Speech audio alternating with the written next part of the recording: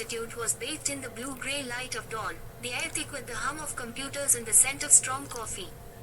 She had been reviewing data from the radio telescopes in Puerto Rico when a sharp ping cut through her concentration. Her eyes started to the notification on her monitor, new transmission detected. She held her breath. Random radio bursts from space were hardly uncommon, most originating from natural sources like pulsars or black holes. But this was different.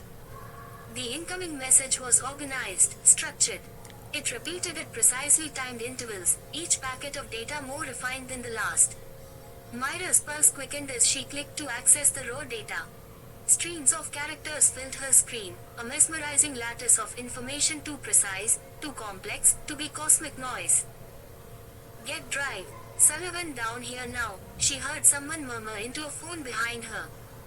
Already, the room was stirring with anticipation, a silent understanding spreading through the control center. This was a signal. A genuine, structured signal from deep space. Hours later, as Mira led a packed briefing in the Situation Room of the United Nations headquarters, tension crackled through the air. World leaders, scientists, diplomats, and intelligence officers from every continent had gathered at short notice, their faces drawn with equal parts excitement and trepidation. The enormity of the moment sank in as Mira scanned the room. Never before had humanity received a message of this magnitude, a signal that might confirm what countless scientists, including herself, had spent lifetimes wondering. She cleared her throat, the quiet murmurs fading as eyes turned to her. "Ladies and gentlemen," she began, "the signal we detected is unlike anything we've encountered before. It's not just a random anomaly or a fragment of data lost in the cosmos. This message has a purpose." Quote. The room fell utterly silent. "From what we've decoded so far," Mira continued, "the message is an urgent plea for contact. And," she hesitated, choosing her words carefully, "it includes coordinates, a precise location somewhere in the Andromeda galaxy. If our calculations are correct, the transmission originated roughly 5 million light-years away, yet it's been delivered to us now, almost as though it were waiting for the right moment." Quote. The crowd buzzed, an undercurrent of voices overlapping in astonished whispers. Mira let them digest the information before continuing. "The signal's creators appear to be a civilization vastly more advanced than ours. From the fragments we've managed to decode, they seem to express a concern about Earth's future." Quote. She felt the weight of the message settle over them all, and she was glad for the quiet. Her own mind whirled with the implications. What sort of civilization would be advanced enough to send a message across such a colossal distance? And what concern could they possibly have about Earth? Had they been observing humanity from afar, noting their destructive tendencies, their environmental neglect? Or was it something more ominous? "The coordinates," Mira said, snapping herself out of her spiraling thoughts. "They're given with a precision we can hardly comprehend. These coordinates seem to map out a path, a place where something awaits." Quote. "A trap," someone murmured. Others in the room exchanged nervous glances. "We can't know for sure," Mira admitted. "But the signal bears no signs of hostility. It's laced with complex layers of data we're only beginning to decode. Some of these segments suggest a frequency and signal pattern that could only be the product of a civilization far beyond our own. The level of mathematical precision and information density, it's mind-boggling." Quote. A hand shot up, and Mira recognized Drive. Lionel Rees, a theoretical physicist from Oxford. "Dr. Sullivan, are we looking at the possibility of first contact? Could this message be an invitation?" Quote. "Possibly, Drive, Rees," she replied. "But it's hard to say. The message could simply be a warning, a beacon. Or perhaps something even more complex, something we can't yet imagine. What we know for certain is that the civilization, whoever they are, wanted to be heard. And they've gone to great lengths to ensure it." Quote. At that moment, the screen behind her illuminated, showing the spectrogram of the signal's patterns. Lines of code swirled, a beautiful tapestry of alien intention. The air in the room grew taut as they all stared at the display, spellbound.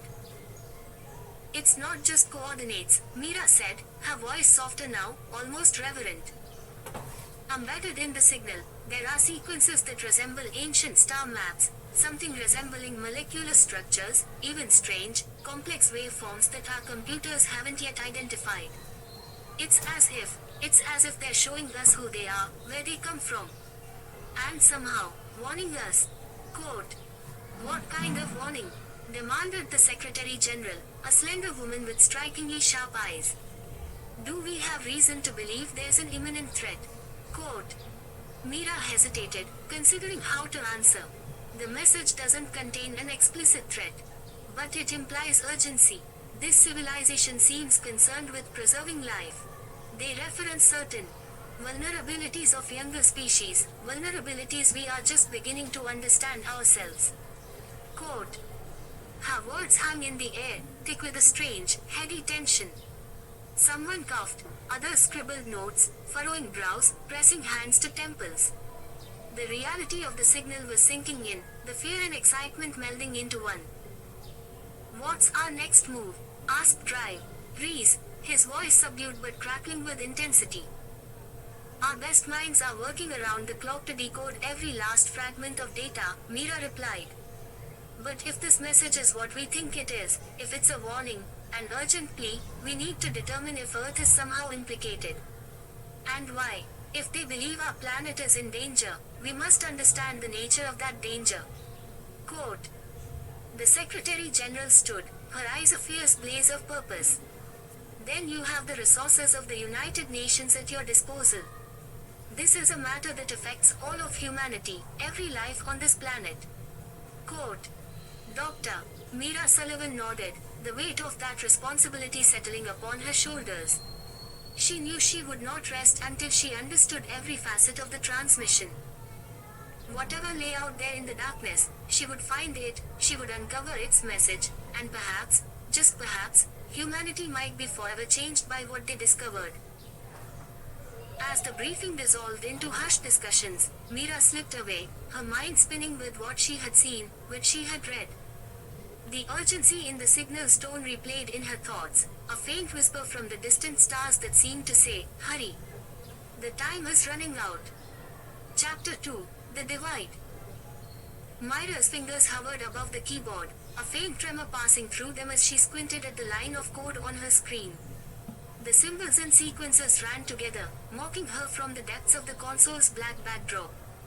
She felt a headache coming on, but she couldn't afford a pause. A single error here could mean hours, perhaps days, lost. In her gut, Mira knew this wasn't just code. Each line, each obscure symbol, felt as though it held the weight of ages, a riddle layered in cosmic mystery. Beyond the confines of her lab, the world was rumbling. She knew this from the near-constant stream of notifications on her phone, the tense murmurs in the hallways, and the glances exchanged between colleagues. Outside, the world's powers were stirring, each one afraid of being the first, or the last, to reach what was being called, the answer. Quote. They had given it other names, some lofty and inspiring, others ominous. The media, ever hungry for sensationalism, had tried the message and the key. But to Mira, this was simply the code, a convergence of data far beyond anything humanity had ever seen. The possibility that they weren't alone in the universe wasn't just an idea. It was an equation. Just a year ago, the lab had been an insular place, largely ignored.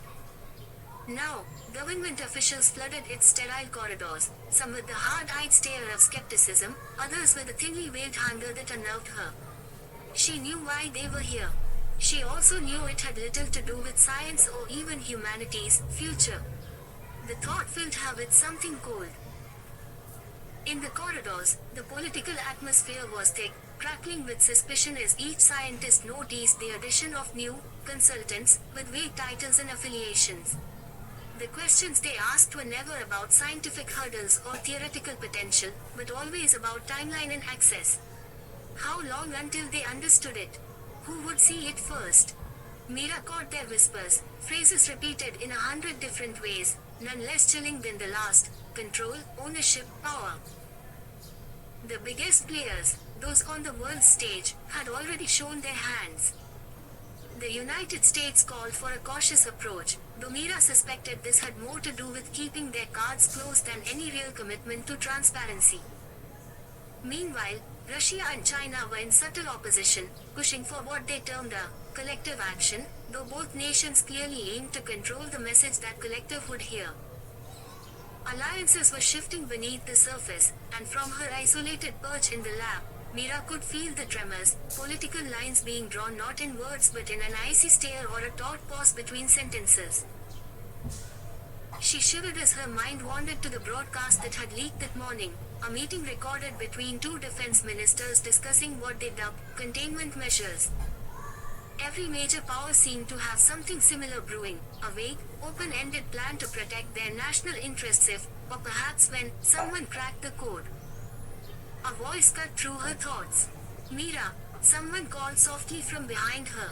She recognized it instantly. It was David, her colleague from the data modeling team. She turned, forcing herself to focus, and saw him standing with a peculiar look on his face, his lips pressed tight in apprehension. He leaned in, lowering his voice. "They're talking about closing us off, locking down communications with the outside." Quote. Her pulse spiked. "What? Why?" Quote. "They're afraid." His voice was a whisper, each word feeling like a warning. "Afraid that someone, somewhere, might get there first." Quote. Myra's gaze flicked to the rows of servers lining the walls, humming softly under the fluorescent lights. Her life had been about solving, understanding, testing the limits of knowledge. But this felt different. It felt as though she was standing on the edge of something vast and unforgiving. She thought of her family, of her mother's cautious optimism, her father's curiosity, of a humanity that had dared to look beyond Earth with hopeful eyes. Now, all of that felt so far away, eclipsed by a darker truth. This code, if it meant what she feared, would either unite them or pull them apart at the seams. "It's not just about getting there first," she whispered, more to herself than to David. "It's about who we are when we do." Quote. David nodded solemnly. "I know, but try telling them that." Quote. Chapter 3, A Glimpse Beyond. As Mira sifted through the brittle pages of an ancient manuscript, a pattern began to emerge, a language of symbols and figures that hinted at more than simple myths. Her pulse quickened, her fingers trembling slightly as she traced the outlines of stars, planets, and incomprehensible beings etched into the centuries-old parchment. Beneath the layers of dust and time, this document held secrets that seemed far too structured to be mere folklore. Each symbol, each mark, conveyed whispers from a distant past, telling stories that had somehow been overlooked, dismissed as primitive superstitions. Her lab was quiet, baked in a blue glow from the screen she was using to compare these marks to images from the latest celestial maps. Outside, a thin drizzle began, tapping softly on the window.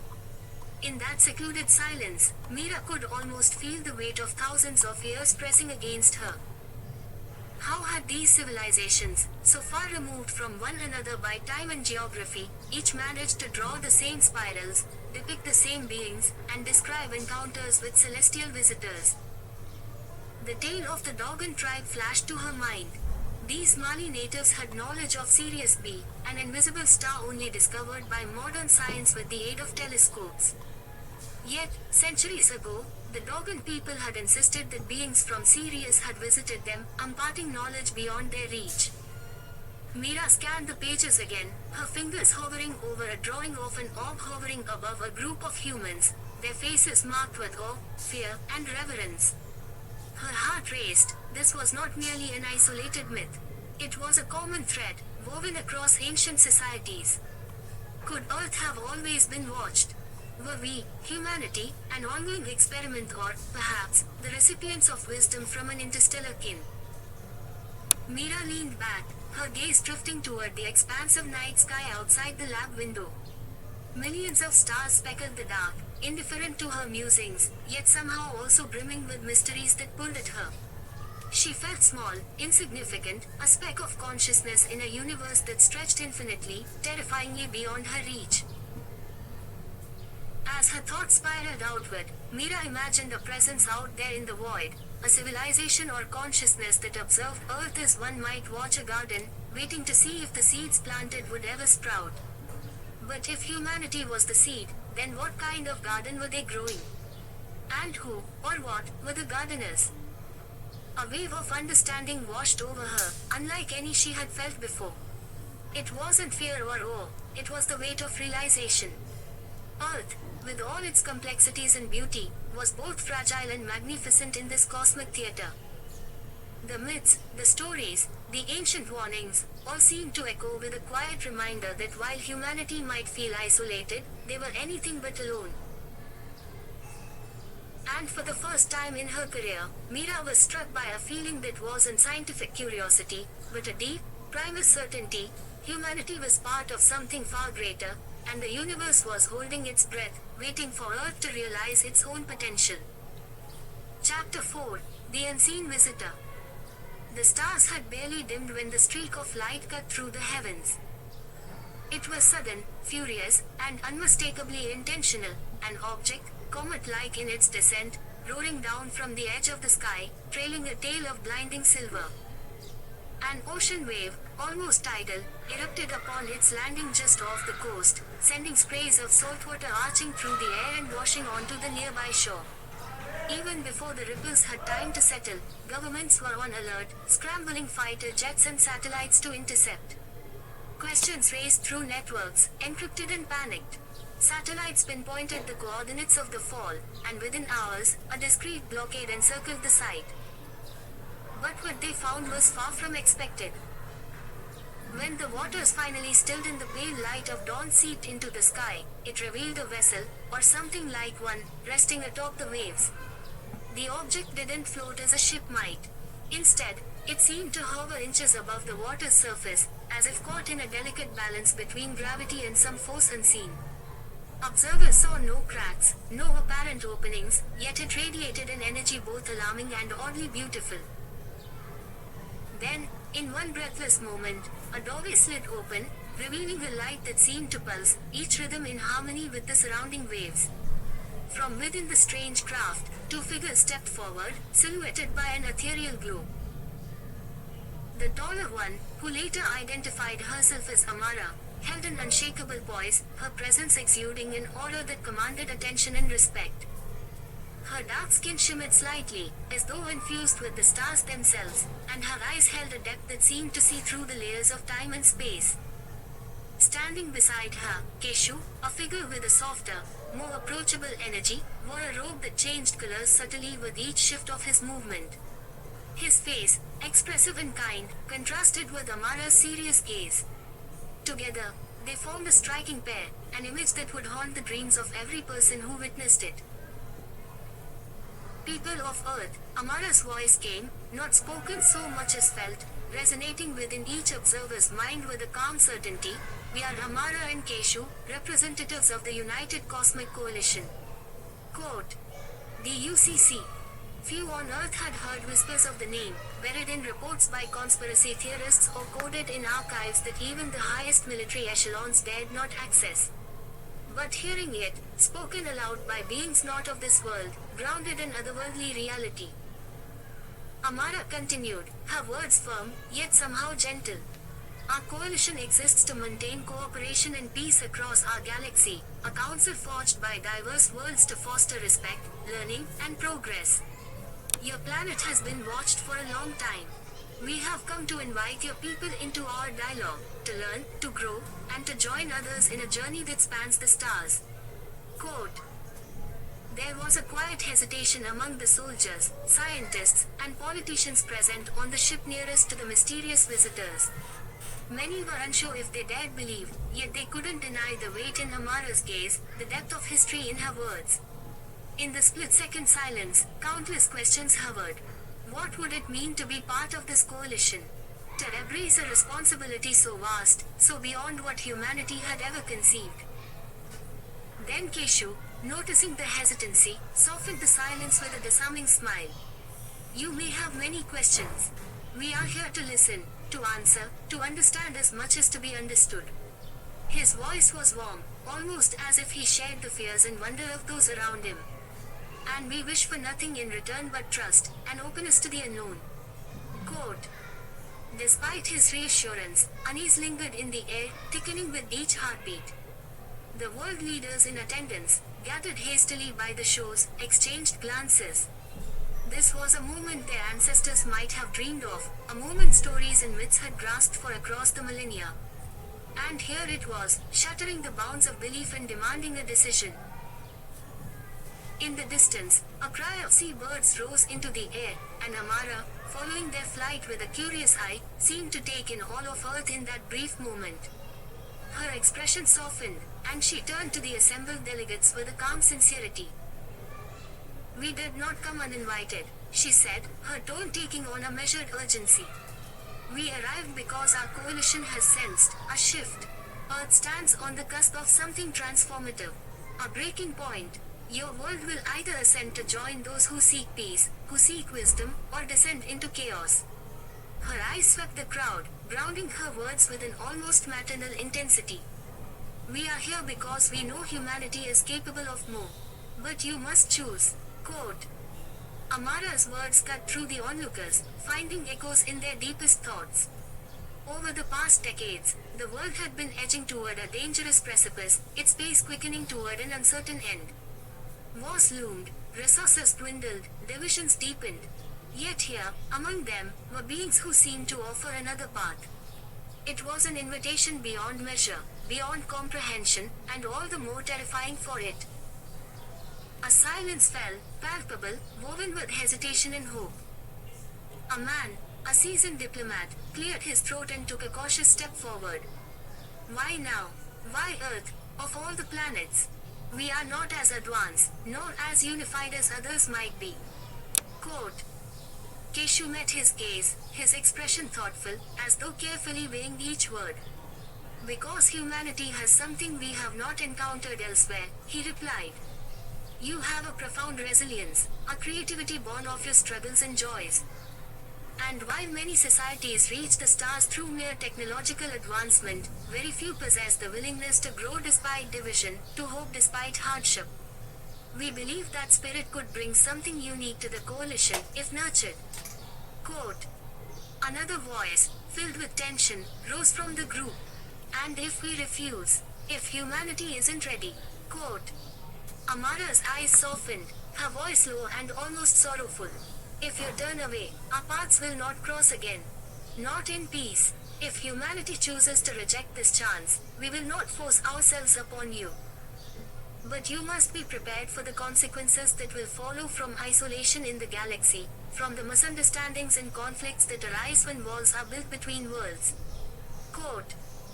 It was a message they understood, one that resonated with the silent weight of unspoken history. The choice was theirs, but it bore the solemnity of a warning. And in that moment, a decision, tenuous yet full of possibility, hung in the air. The two visitors waited, quiet and calm, their eyes filled with a wisdom not yet comprehended. The crowd, representatives of Earth, held its collective breath, looking into the faces of the ones who had come from the stars, the unseen visitors who offered not just alliance, but a future redefined. Chapter 5. An Audience with the World. The air in the room pulsed with tension, a silent orchestra of breaths held, and glances traded between the high security guards lining the walls and the delegates gathered at the polished obsidian table. The chamber was windowless, buried deep beneath the crust of a forgotten island, veiled in layers of rock and secrecy. Every world leader, from powerful presidents to enigmatic premiers, sat silently, each carrying an aura of their nation's hopes, fears, and mistrust. This was not merely a meeting, it was history in the making. Amara and Keshu stood at the head of the room, facing humanity's most powerful individuals. Despite the surroundings, their calm was unshakable. The two looked almost otherworldly, standing side by side, a striking pair, both human and yet seeming to carry a presence beyond Earth's petty boundaries. Keshu's eyes glimmered with an ancient wisdom, while Amara's gaze flickered with the fierce intensity of someone carrying a message heavy with consequence. Amara took a breath, casting her gaze across the table. Leaders of Earth, she began, her voice smooth but steely. Today, we stand at a juncture of cosmic proportions, one that will ripple across time and space, affecting not only the fates of your nations but the very fabric of the universe. Humanity's aggression, your deepening divides, and escalating weaponization are tipping the scales of existence. Quote. Her words hung heavy in the air. There was a ripple of shifting bodies, of coughs quickly stifled as her meaning sank in. Earth's leaders were accustomed to talks of peace and war, of trade agreements and rivalries, but nothing, until now, had framed their actions as a threat to the very structure of the cosmos. Keshu stepped forward, his movement slow and measured.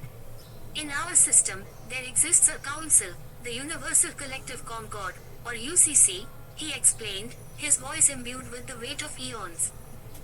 The UCC safeguards the fragile harmony that exists across galaxies and dimensions, but Earth's disharmony reverberates far beyond its atmosphere.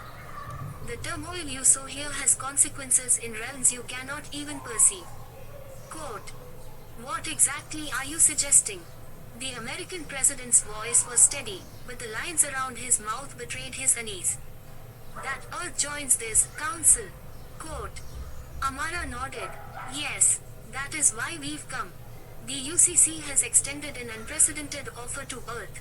If humanity can demonstrate its ability to act as one world, with one vision of peace, then Earth may join the council. Such membership would grant humanity protection, technology beyond imagination, and a voice in the collective decisions that shape the fate of civilizations far older and more advanced than your own. Quote. Keshu's gaze sharpened, surveying the faces before him with an intensity that spoke of galaxies spanned and secrets kept. But know this, he added, his tone cold and sharp. This invitation is a final chance. If Earth cannot prove itself worthy, if you continue to let divisions fester and allow violence to consume your potential, you will face consequences of a magnitude your species cannot withstand. Quote. A murmur swept through the room, one of disbelief mingled with a quiet, simmering fear. The French Prime Minister, her brow creased, leaned forward. And who determines whether we are worthy? What qualifies you to be our judge? Quote. Amara met her gaze without hesitation. We do not presume to judge Earth's worth. But know that the UCC has seen countless worlds torn apart by their own inhabitants, consumed by their petty infighting until nothing remained but dust and echoes. We extend this chance not out of pity or superiority, but because we believe Earth still has a role to play in the grander design. However, the choice is yours. Quote. The room fell silent. The leaders exchanged uneasy glances, silently assessing the stakes, the risks, and the potential rewards. The realization hit them in waves. This was no ordinary negotiation, no political maneuver. This was a test of humanity's very soul. A hand rose from across the table. It was the African Union's chairperson, a man known for his measured words and deep conviction. What, then, would be required of us? What proof does the UCC seek? Quote. Keshu inclined his head slightly, as if acknowledging the weight of the question. Unity, an end to aggressive posturing, to the blind pursuit of power at the expense of others. Demonstrate a commitment to global cooperation, and to the pursuit of peace. Quote. It is not just words we seek, Amara added. The UCC will be watching, measuring the shifts in your actions, your intentions. If Earth can unite in purpose, then perhaps we will stand together as partners in a far greater existence than you can now comprehend. But if not, you risk forfeiting the very future you seek to protect. Quote. A low hum filled the air, a murmur of dissent and uncertainty, as leaders considered what was at stake, and what they would have to sacrifice. Some of them, the older and war-weary, looked moved, even hopeful. But others had narrowed their eyes, watching Keshu and Amara with suspicion. Peace has always been a noble aspiration, the Russian Prime Minister spoke up, his voice laced with skepticism. But it's also a costly one. How can we be sure this offer isn't merely a way for the UCC to neutralize Earth's potential? Quote. Keshu's lips curved in a faint, humorous smile. If the UCC had wished to neutralize Earth's potential, your cities would have been ashes centuries ago. You must understand, we are not here to impose subjugation but to offer liberation. Membership in the Council would mean access to technologies that could alleviate your resource crises, cure diseases, end hunger. What we offer is evolution, a path forward that does not rest on the bitter laurels of conquest but on the shared journey toward a higher state of existence. Quote. The leaders shifted again, each weighed by a sudden, heavy realization. Peace was not just a word in this room, it was a mandate, a path, or a test. And failure was not an option. Amara, sensing the lingering doubts, stepped forward, her voice softer now. In the universe, no species stands alone. To endure, we must each choose cooperation over discord, understanding over fear. The choice for Earth is simple: unite, or remain isolated, cut off from the universal fellowship, left vulnerable to the forces beyond. Quote. For the first time, there was a flicker of true fear in the room.